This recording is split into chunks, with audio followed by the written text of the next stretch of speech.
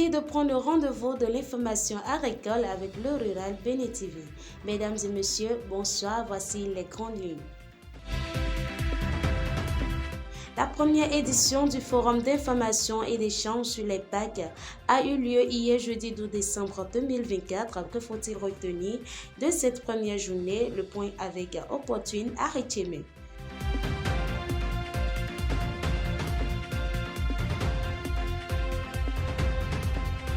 Dans le dossier d'aujourd'hui, nous abordons les différentes contraintes liées à la culture de l'oignon et les mesures pouvant permettre une bonne production. C'est tout pour le sommaire, les détails dans un instant.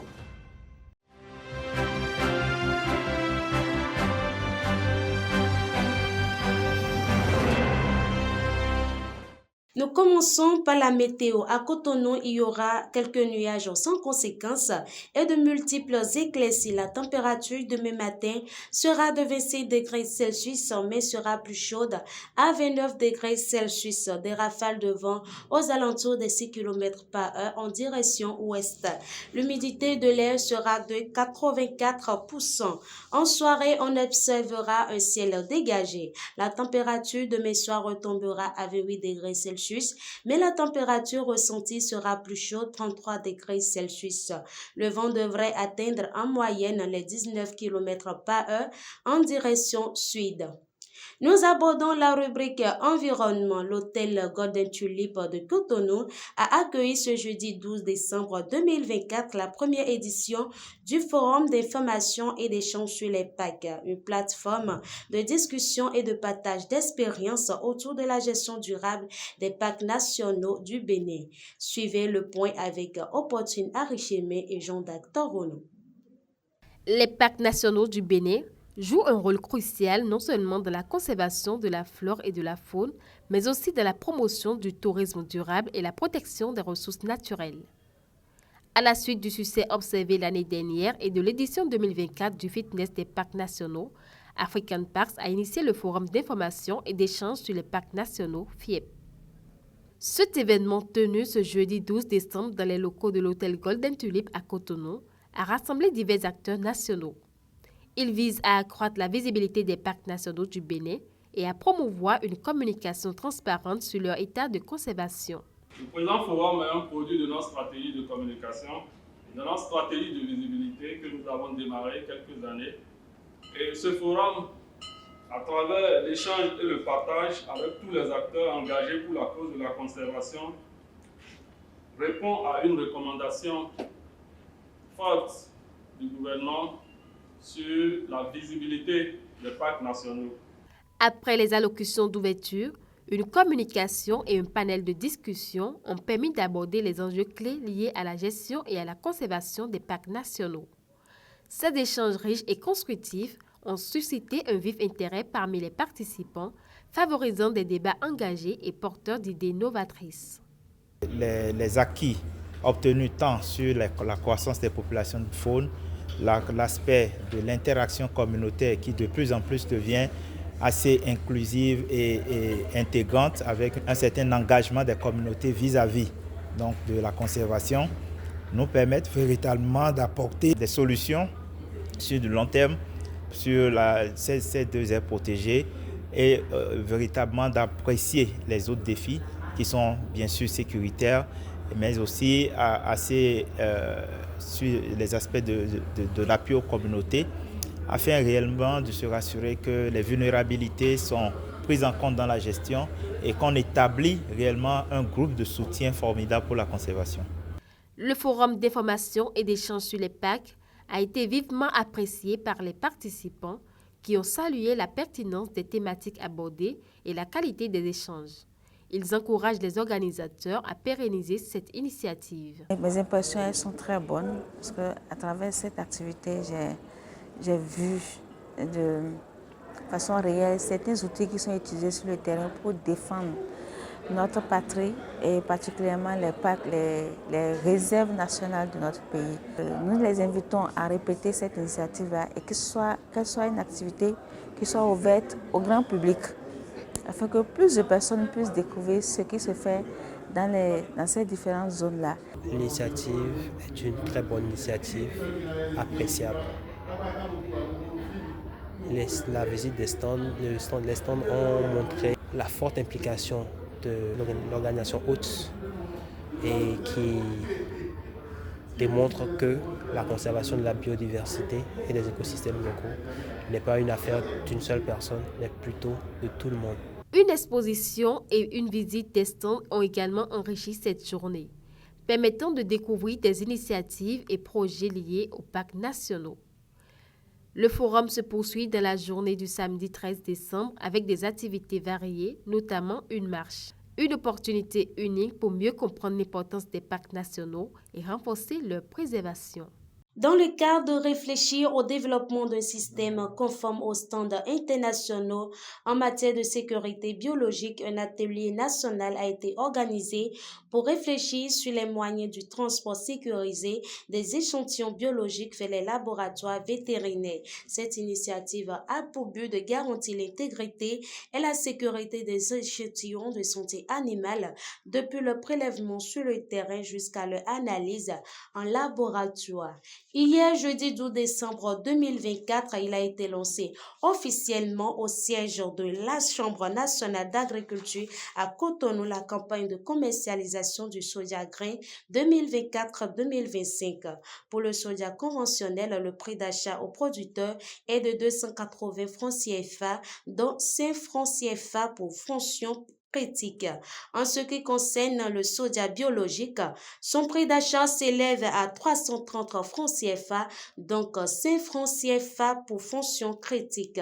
Écoutons Privat Arimihwe, directeur exécutif de l'UCPS, pour plus de précisions sur les différentes dispositions prises afin de faciliter cette campagne.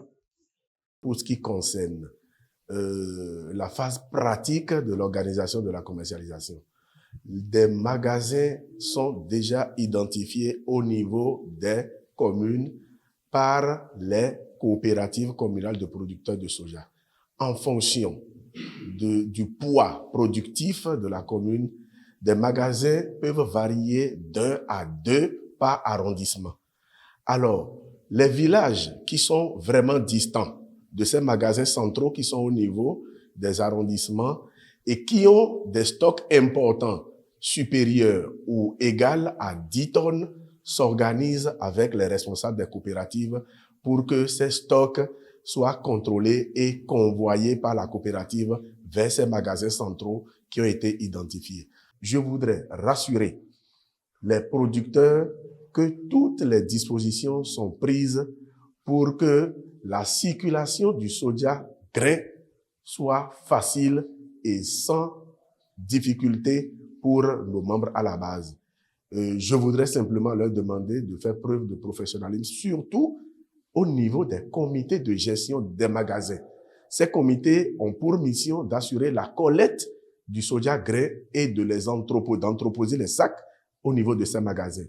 Il y aura un autre comité de gestion de la commercialisation qui assurera tout ce qui est suivi de cette collecte au niveau des différents magasins qui sont identifiés. Du 11 au 22 décembre 2024, la Chambre nationale d'agriculture, CNA, organise une tournée nationale pour évaluer les actions agricoles du programme d'action du gouvernement. Les producteurs applaudissent les avancées enregistrées depuis 2016 et adressent leurs attentes au président Patrice Talon. Cette initiative participative renforce le dialogue entre acteurs et gouvernement pour une agriculture béninoise plus performante et adaptée aux besoins locaux. La production de l'oignon, l'une des cultures maraîchères les plus importantes au Bénin, mais elle fait face à des contraintes qui sont liées à plusieurs facteurs entraînant des risques parfois économiques. Maël Anator et Love Adroko.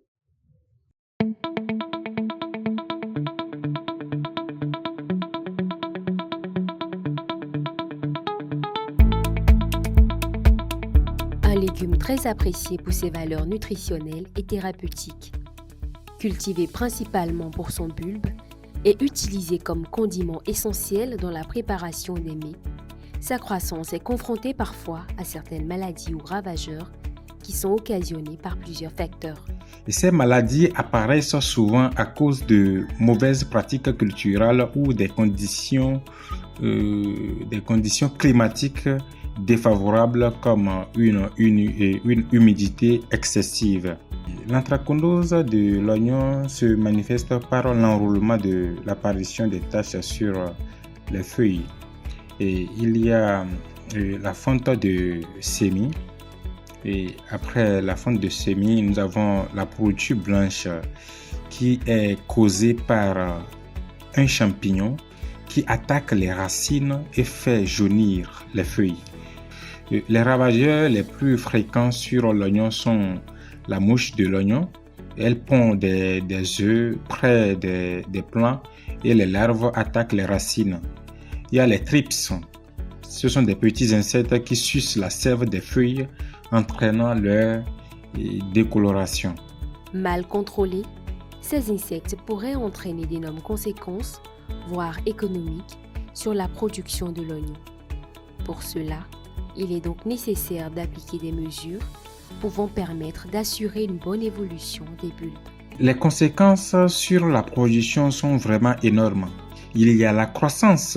Les plants infectés poussent moins vite avec des feuilles jaunies ou endommagées.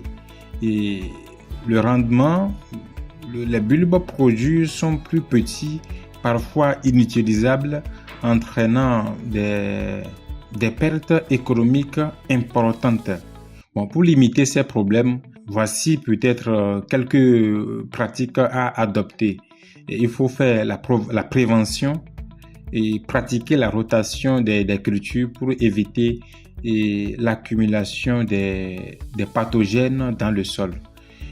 Il faut un contrôle biologique, utiliser des agents naturels comme les prédateurs, des ravageurs pour diminuer la quantité d'insectes et de ravageurs dans le champ.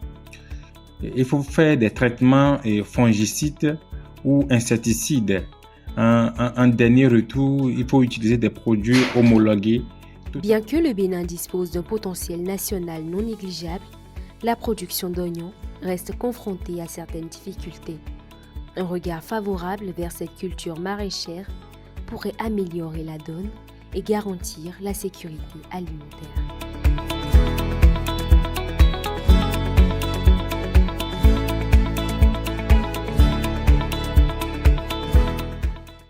On escale les murs de nos frontières à présent en se posant dans le pays des hommes intègres.